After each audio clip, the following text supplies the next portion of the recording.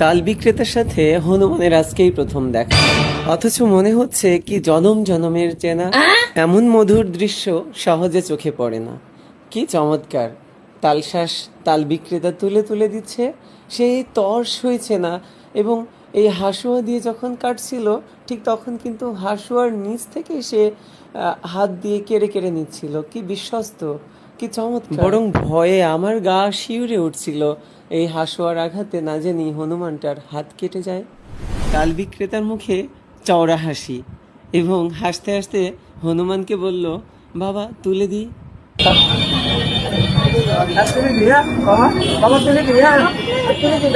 চাচার কথা হনুমান বোধহয় বুঝতে পেরেছে, হাত সরিয়ে নিয়েছে এবং চুপ করে অপেক্ষা করছে কখন শেষ হয়। যেই না কাটা শেষ হলো, অমনি আবারও সে হাত দিয়ে দিল। এবং অদ্ভুত ব্যাপার, আমার কাছে মনে হচ্ছে হনুমান যথেষ্ট বুদ্ধিমান। দেখুন, আমাদের যশোর জেলা ঝিগরগাছায় এক হনুমান এসে কাকার গায়ে হাত দিয়ে খামচিয়ে দিল। পরে হনুমানটা বসে পড়ল, কাকা ভয়তে ওখান থেকে চলে গেল। ভাই আমি ফ্রিজ তৈরি করেছি কারেন্ট বাদে, বিদ্যুৎ বাদে। এই না মাটির তলে কুলা ফ্রিজ, ওই দেখি। এই না কুলা ফ্রিজ ভাই তৈরি করেছি। এতে ঠান্ডা হয়? ঠান্ডা মানে একদম ঠান্ডা, মানে একদম বরফের মতন ঠান্ডা ভাই। এ মানুষ খায়? এ মানুষ খায় মানে এ খুব চাহিদা ভাই।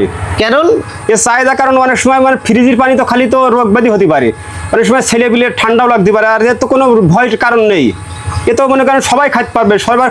আমি একটা ফাঁকা মাঠে জায়নামাজ বিছানোরত একটা কুড়ে ঘরে আসছি। আপনারা দেখেন, এখানে একটা জায়নামাজ বিছানো, এটা হচ্ছে টাইসের জায়নামাজ বিছানো। এখানে ফাঁকা মাঠের ভিতরে এই যে জায়নামাজটা বিছানো দেখছেন, এই জায়নামাজটা বিছানোর কারণ কি জানেন? এই ফাঁকা মাঠের ভিতরে যে সমস্ত কৃষকরা আছে, এই কৃষকরা দেখা যাচ্ছে অনেক সময় নামাজে তাদের মসজিদে যেতে দেরি হয়ে যায়। ওই নামাজটা এখানে যাতে পড়তে পারে সেই ব্যবস্থা করে দেওয়া হয়েছে। শুধু এই নামাজের ব্যবস্থা না বন্ধুরা, এর পাশে দেখেন একটা কল আছে, তারা উজু করে এখানে নামাজ পড়বে। এই কলটা দেখতে পাচ্ছেন বন্ধুরা, এই কল থেকে পানি তুলে তারা উজু করবে, উজু করে এখানে নামাজ পড়বে। শুধু এটা না বন্ধুরা, নামাজ পড়ে চাষি ভাইরা খাওয়া দাওয়া করবে কিভাবে, তার জন্য একটা টেবিল বানানো হয়েছে। এই এত সুন্দর একটা টেবিলটা দেখতে পাচ্ছেন, টেবিলটার পাশে মগ আছে, এই টেবিলটা বসে তারা খাওয়া দাওয়া করবে। বন্ধুরা, এই যে গাছের গোড়ায় কাঁঠাল দেখছেন, এটা কিন্তু ফেলানো নেই। আপনারা হয়তো দেখে মনে করতে পারেন এই কাঁঠালগুলো ফেলানো আছে, কিন্তু এই কাঁঠালগুলো ফেলানো নেই। একটু দেখেন, এই দেখেন গোড়া থেকে, আল্লাহর কি রহমত, গোড়া থেকে এই কাঁঠাল কিন্তু এসেছে। এই শুধু এখানেই না, আরো এই গাছের সাইডে দেখেন, এই আল্লাহর কি মানে বান্দার প্রতি আল্লাহর যে একটা রহমত, তার নিদর্শন এটা। আর এত সুন্দর নিদর্শন আমরা দুনিয়াতে দেখার পরেও কেন আমরা আল্লাহকে ভুলে যাব, কেন শুকরিয়া আদায় করব না, এটা আমাদের বোধগম্য নয়। তারপরে এই ধরনের ভিডিও বা এই ধরনের কাঁঠাল কে কোথায় দেখছেন কমেন্টে জানাবেন কিন্তু। ভাই আপনি কি কাশ্মীরে আছেন? জি না ভাই, আমি আছি বর্তমান আমাদের বাংলাদেশের যশোর জেলার চিগরগাছা থানার মিশ্রীদিয়াড়া গ্রামে। ও তা ভাইয়া, এত সুন্দর আঙ্গুর, এটা আমি তো আগে আমাদের যশোর জেলায় কখনো দেখিনি। তা এটা কিভাবে করলেন, কোথা থেকে করলেন? এটা প্রথমে আমি উদ্বুদ্ধ হয়েছিলাম ইউটিউব দেখে। আচ্ছা। হ্যাঁ, ইউটিউব দেখার পরে মনে একটা আশা আসলো যে বাংলাদেশে যেহেতু অন্যান্য জায়গায় চাষ পরীক্ষামূলক ভাবে চলছে, সেহেতু আমার এখানেও হবে। তাই পরীক্ষামূলক ভাবে 10 কাঠা জমিতে আমি এই লাল জাতের বাইকুনুর, যেটা বলে বাইকুনুর জাতের আঙ্গুর আমি লাগিয়েছি। এখন আশানুরূপ আলহামদুলিল্লাহ ভালোই ফলন আসছে। ও তা আপনি কেমন আশা করা যায় 10 কাঠা থেকে কেমন বিক্রি করতে পারবেন? 10 কাঠা থেকে ওই 4 মন 5 মনের উপরে আমি ইনশাল্লাহ হারভেস্ট করতে পারবো। আচ্ছা, সেটা থেকে আপনি কেমন মূল্য পেতে পারেন আনুমানিক? এখন বাজার চলছে খুচরা বাজার 600 টাকা, আর পাইকারি বাজার চলছে 400 450 টাকা। আশা করা যায় ভালোই প্রফিট আসবে এখান থেকে। ও, যারা এখনো বেকার রয়েছে তারা যদি এই আপনার এখান থেকে চারা কিংবা নিয়ে করে, তাহলে কেমন বেনিফিট হবে? হ্যাঁ ইনশাল্লাহ, আমিও বলছি তো তাদের উদ্বুদ্ধ, কারণ উদ্যোক্তা তৈরি হতে হলে উদ্যোক্তার মতন উদ্যোক্তা তৈরি হতে হবে। এখন বাংলাদেশে যারা বেকার বসে আছে তাদের উদ্দেশ্যে আমি বলতে চাই, তারা ঘরে বসে না থেকে তাদের পরিত্যক্ত জমিতে তারা এইটা চাষ করতে পারে, কোনো সমস্যা নাই। আর বিশেষ করে আমার এখানে চারার অভাব নাই, চারা লাগলে আমি দিব, সমস্যা নাই। কিন্তু গ্যারান্টি সহকারে এই আঙুরই হবে, গ্যারান্টি সহকারে আমি দিব। আঙুর লাগানোর পরে সে যদি বলে যে মিষ্টি হয়নি, তার আমি 10 লক্ষ টাকা পুরস্কার দেবো। আপনারা তো খেয়েছেন তাই না? এটা চেক করে দেখেন না। হ্যাঁ বন্ধুরা, আল্লাহ তাআলা পবিত্র কোরআনে বলেছেন যে তোমরা আমার কোন কোন নিয়ামতকে অস্বীকার করবে। ঠিক তেমনি এই যে কাঁঠাল গাছটা দেখছেন, এখানে দেখেন মাটি থেকে এই কাঁঠাল মাটিতে লেগে গেছে, এখান থেকে শুরু হয়েছে আল্লাহর নিয়ামত। এত সুন্দর নিয়ামত, আর এই নিয়ামতটা দেখেন আল্লাহর ঘর মসজিদের পাশেই। আর এই গাছটার যে ফলনটা আল্লাহ তাআলা দিয়েছে, এটা কিন্তু গোড়া থেকে আগা পর্যন্ত সম্পূর্ণ ফলে ভরে গেছে। এই জন্য আমরা চেষ্টা করবো আল্লাহ তাআলার শুকরিয়া আদায় করার জন্য সবসময়। এটা কি সেচ পদ্ধতি? এটা আমাদের AWD সেচ পদ্ধতি, অল্টারনেট ওয়েটিং অ্যান্ড ড্রাই বলা হয়, পর্যায়ক্রমে ভেজানো এবং শুকানো এই পদ্ধতি। এখানে আমরা একটি ধানের প্লট দেখিয়েছি। ধানের প্লটে আমরা কিছু প্রযুক্তি দেখিয়েছি, যেটা হলো AWD। এই যে পাইপটা দেখছেন, এই পাইপটা হচ্ছে এই ছিদ্রযুক্ত 20 সেন্টিমিটার আর উপরে আছে 10 সেন্টিমিটার। এই 10 সেন্টিমিটার এই জমির সমতলে উপরে থাকবে, আর এই 20 সেন্টিমিটার নিচে থাকবে একটা জমিতে, ধানের জমিতে। এটা থাকার উপকারিতা হচ্ছে আপনার ধান রোপণের 2 সপ্তাহ মানে 15 দিন পর থেকে এটার কার্যকারিতা। 2 সপ্তাহ পর থেকে সেচ দেওয়ার পরে আস্তে আস্তে পানি নিচের দিকে শুকিয়ে যাবে। যেতে যেতে এটা যেহেতু 20 সেন্টিমিটার, আমার 15 সেন্টিমিটার পর্যন্ত থাকা অবস্থায় সেচ দেওয়া লাগবে না। 15-র নিচে চলে গেলে, যখন আমরা আর নিচের দিকে চলে যাবে তখনই সেচ দেব। এইভাবে পর্যায়ক্রমে ভিজাবো এবং শুকাবো, তাহলে আমাদের যে পানি যে বাঁধায় রাখা সেটা রাখবে না। ধানের আবার যখন ফুল চলে আসবে তখন আবার এটার পদ্ধতি থাকবে না, তখন আবার একটু পানি 2 থেকে 3 ইঞ্চি ধরে রাখতে হবে। তাহলে এই পদ্ধতিতে যদি আমরা ধান চাষ করি, তাহলে একটা ধানের জমি থেকে প্রায় 30 ভাগ পানির অপচয় রোধ করা সম্ভব। ভাই গরু কত দিয়ে কিনলেন? 1,46,500। কত চাইছিল ভাই আপনার কাছে? 1,56,000। আপনার কি মনে হয় এখানে কত মাংস হবে? কত? 5 মণ ধরে কিনা গরুটা। 5 মণ হবে। কয়টা গরু কিনলেন এবার? একটাই কিনেছি এখন। একটাই কিনেছেন। মাঠে করেছি ধান চাষ, বাড়ি করেছি মাছ আর সবজি চাষ। আর এই যে মাছে যে পানি থাকে, এই পানিগুলো দিয়ে দিয়ে সবজিতে, তাতে মাছ হয়ে যাচ্ছে, সবজি হয়ে যাচ্ছে, একসাথে 3 চাষ ভাই। আর এখন আর আমার কোনো কিছু কিনে খাওয়া লাগবে না, বাড়িতেই সবকিছু হবে, একের পিওর টাটকাটাই খাবো ভাই। আর এই ক্যানেলটা দেখেন 30 ফুট বাই 5 ফুট করেছি, প্রচুর মাছ ভাই এখানে। ভাই আজকে আমি আপনাদের দেখাবো কচুর এই লতি কিভাবে বড় করা যায়। এই যে দেখতে পাচ্ছেন এখানে একটা এই যে ডগ রয়েছে, আমি ডগটা কিন্তু এই যে এভাবে ভেঙে দেবো। এই যে দেখতে পাচ্ছেন, এটা আমি ভেঙে দিছি। আর এই যে এটা কিন্তু এই যে লতিটা এবার আলো বাতাস পাবে এবং এটা কিন্তু অনেক বড় হবে। দেখতে পাচ্ছেন এখানে একটা ডগ রয়েছে, তো এই ডগগুলো যদি আপনি ভেঙে দেন তাহলে কিন্তু এই লতি অনেক বড় হবে এবং আপনিও বাম্পার ফলন পেতে পারেন। আপনি মাথা হাতে বসে আছেন কেন? ভাই এই ঘরটা করতে যাই আমি বিপাকে পড়েছি। কেন, কি হয়েছে ভাই? এই যে দেখেন কারেন্টের খুঁটি, আর 4 বছর ধরে আমি বিদ্যুৎ অফিসে যাচ্ছি আর আসতেছি। সরকার পর্যন্ত পরিবর্তন হয়ে গেল, নতুন সরকার আসলো, তারপরে এই কারেন্টের খুঁটিটা কিন্তু সরল না ভাই। এখন করণীয় কি? এখন আমার আবেদন, যদি বিদ্যুৎ আলাদা চায় তাহলে এই কারেন্টের খুঁটিটা সরাই দিতে পারে।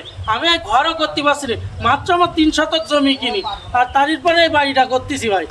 আপনারা জেনে আনন্দিত হবেন যে এই ঈদগাহ মসজিদ অর্থাৎ ঈদগাহ ময়দান এই গ্লাস দিয়ে ঘেরার অর্থ হলো একটি দৃষ্টিনন্দন পরিস্ফুটিত করার জন্য। পাশাপাশি আমাদের ইমাম সাহেব যখন এই মসজিদে বা ঈদগাহ ময়দানের নামাজ বা 5 ওয়াক্ত মসজিদে যখন নামাজ এখানে অনুষ্ঠিত হয়, উনি যখন নামাজ পড়াবেন, তখন পাশে এই বাইরে অর্থাৎ এই মাঠে যারা কাতারে ঈদগাহ নামাজ আদায় করবে, তারা যেন ওই ইমাম সাহেবকে লক্ষ্য করে দেখতে পায়। এখানে কিন্তু আমরা এই দৃষ্টিনন্দন অবাক দৃষ্টিনন্দন স্থাপন করার জন্য এই কাছের মসজিদটা আমরা নির্মাণ করেছি। ব্যয় হয়েছে কত টাকা? এটা ব্যয় হয়েছে আপনার 30 লক্ষের উপরে টাকা আমাদের এটা ব্যয় হয়েছে নির্মাণের কাজ। এই গ্লাসটা কিসের? এই গ্লাসটা টেম্পারিং গ্লাস। মাত্র 1 লক্ষ টাকার কাজ 5,000 টাকা করেছি ভাই কিভাবে?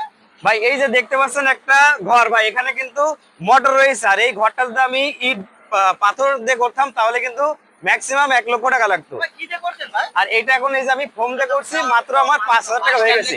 এবং এই স্থায়িত্ব কিন্তু অনেক বেশি, ম্যাক্সিমাম 50 বছর। ভাই এটা গরম লাগে না ভাই? না ভাই, এটা এর ভিতরে একদম আপনার এসি ভাই, এসির মতো ঠান্ডা ভাই। ফোম ব্যবহার করার কারণ কি কাকা? এই মুরগির ঘর ঠান্ডা থাকবে, ভালো থাকবে মুরগি। এ কত বছর স্থায়ী হবে? চিরস্থায়ী। চিরস্থায়ী? কাকা এর দাম কেমন? দাম কম। তা মুরগি কোটায় ব্যবহার করলে কি সুবিধা হবে? সুবিধা হবে। ঘর কি এসির মতন থাকবে? এসির মতন থাকবে, মুরগি ভালো থাকবে। মুরগির কোনো অসুবিধা হবে না তো? না। ভাই ঘরের ভিতরে তরকারি লাগাছেন কেন? ঘর করতে করতে আমার টাকা ফুরাই গেছে, তাই আমি আর ঘর করতে পারিনি। তা এখন সবজি লাগাইছেন? হ্যাঁ সবজি লাগাইছি। কি কি সবজি লাগাইছেন? এই ওল লাগাইছি, লাউ লাগাইছি, বেগুন লাগাইছি। এগুলো কি পরিবারের চাহিদা পূরণ হয় না বাজারেও বিক্রি করতে পারেন? পরিবারের চাহিদাও পূরণ হচ্ছে, পাশাপাশি বাজারেও বিক্রয় করে কিছু রোজগার হচ্ছে। আমি ভাসমান একটা দুইতলা বাড়ি করেছি ভাই। কারণ কি ভাই? ভাই এখানে 500 বিঘা ঘের আছে, এই ঘেরটা চকি দেওয়ার জন্য দুইতলা একটা বাড়ি করেছি ভাসমান ভাই। প্রথম তলায় কি থাকে? নিচতলায় থাকে বাসের খাবার, আর দুতলায় আমরা যারা চকি দিই তারাও আমরা দুতলায় থাকি। কাকা খুঁটিগুলোতে মাটি গিয়ে গেল, এই ভাটালা কেটে নিয়ে গেছে, এখান থেকে সরাই নিয়েছে মাটি। এটা তো বিপজ্জনক। বিপজ্জনক তো, এই তো সবাই বিপজ্জনক। এটা দুর্ঘটনা ড্রাইভার কিনা নেবে? বিদ্যুৎ কোম্পানি নেবে? বিদ্যুৎ কোম্পানি নেবে, কোনো ভাড়া মালিক নেবে? নেবে? নেবে না। তা আপনাদের কোনো ক্ষয়ক্ষতি হবে না? আমাদের তো ক্ষয়ক্ষতি হবে, আমাদের কারেন্ট বন্ধ থাকলে আমাদের সমস্যা। গান টান চাল দেওয়া, এটা বহুত রকম।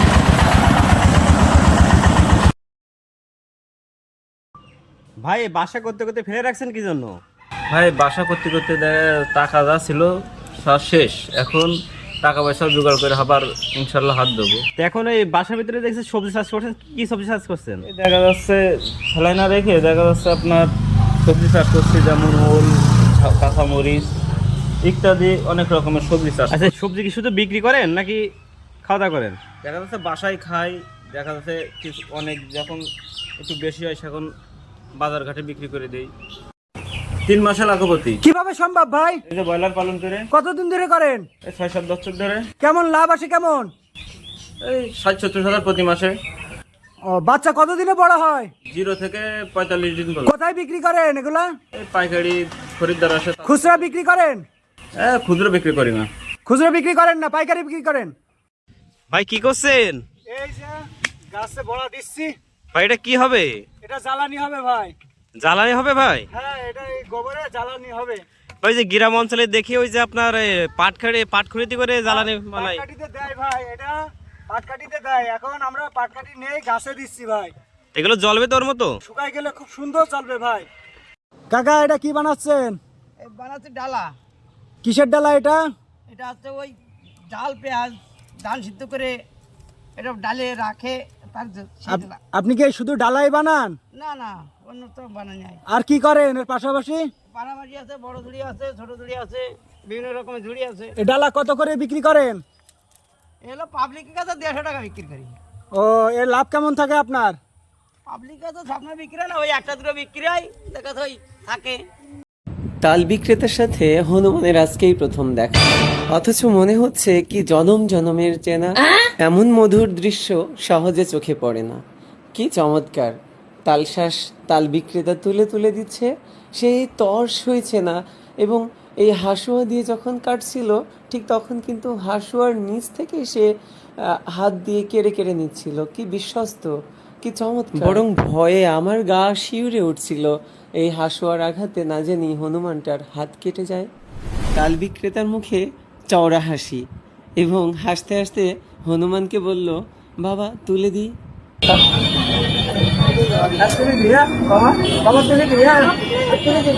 চাচার কথা হনুমান বোধহয় বুঝতে পেরেছে, হাত সরিয়ে নিয়েছে এবং চুপ করে অপেক্ষা করছে কখন শেষ হয়। যেই না কাটা শেষ হলো, অমনি আবারও সে হাত দিয়ে দিল। এবং অদ্ভুত ব্যাপার, আমার কাছে মনে হচ্ছে হনুমান যথেষ্ট বুদ্ধিমান। 6 লক্ষ টাকা দালালের না দিয়ে 6,000 টাকা দিয়ে এই মাছ চাষ করেন, তিনি 6 মাস পরে লক্ষ লক্ষ টাকার মালিক হয়ে যাবেন। এটা কি মাছ? এটা হচ্ছে হালদা নদীর কাতল মাছ ভাই। কেজিতে কত পিস হয়? কেজিতে আপনার 15 থেকে 20 হাজার হবে ভাই। দাম দাসে কত টাকা? দাম বর্তমান 7,500 টাকা সারা বাংলাদেশ পৌঁছায় দেবে। দিনে কত কেজি ওজন হয়? এটা আপনার এক বছরে 4 থেকে 3.5 কেজি হবে। এই 10 বিঘা ঘেরে লাল শাক চাষ করেছে, আল্লাহ দিলি 10 লাখ টাকা বেচা কেনা হবে। ভাই এখানে কেমন খরচ হয়েছিল? 10,000 টাকা মতন খরচ হয়েছে। মাত্র 10,000? হ্যাঁ। এটা সার পানি দেননি ভাই? না ভাই, মাছের ঘেরে সার পানি দেওয়া লাগে না। প্রতিদিন কেমন আটি কাটেন এখান থেকে? এই 1500 আটি মতন। 1500 আটি? হ্যাঁ। বিনা খরচে উপার্জন হচ্ছে? হ্যাঁ, বিনা খরচায় মেলা উপার্জন। হরিণ পালন করে যে এত খুশি হবো আগে বুঝতে পারিনি। কয়টা হরিণ দা শুরু করিলাম? 4টা দিয়ে। এখন কয়টা আছে? 16টা। এই 16টা বাচ্চা দেয় তো? হ্যাঁ, বাচ্চাদের। পুরুষ কয়টা আছে? পুরুষ আছে 3টা। এ কত করে বিক্রি করেন ভাই? বিক্রি হয় না ভাই। বিক্রি হয় না? তা কি জন্য রেখেছেন? দেখা সুন্দর। ফাঁকা মাঠের ভিতরে বাড়ি করলেন কেন? ভাই সে কষ্টের কথা আর বললেন না ভাই, আমি দীর্ঘদিন বিদেশ ছিলাম। বিদেশ থাকার পরে বাসায় যখন আসছি, আমরা 3 ভাই, বাপ দেখি ওই ভাইদের ভালো ভালো জমি দিয়ে দিয়েছে, আমার কোনো একটু করে জমি রেখেছি। তাই মনের কষ্টে দুঃখে ভাই যা ইনকাম করেছি সেই টাকা দিয়ে মাঠে মধ্যে বাড়ি করেছি। রাস্তা পাইছেন কিভাবে ভাই? ভাই রাস্তা পাইনি তো ভাই, রাস্তা এখান থেকে প্রায় 50 ফুট দূরে। এই যে রাস্তাটা করেছি এর জন্য আমার প্রায় 1 লক্ষ টাকা 1.5 লক্ষ টাকা খরচ হয়েছে। কাকা কি করছেন? ডুঙা বানাচ্ছি, কি করবেন এই ডুঙা দিয়ে? ডুঙাতে মাছ মারবো। এই ডুঙায় কতদিন টেকসই? 15 বছর। নিজের জন্য বানাচ্ছেন? হ্যাঁ। ও, এটা কি আপনারা আগে থেকে করে আসছেন? না, আমি এই নতুন করছি। নতুন করছেন? হ্যাঁ।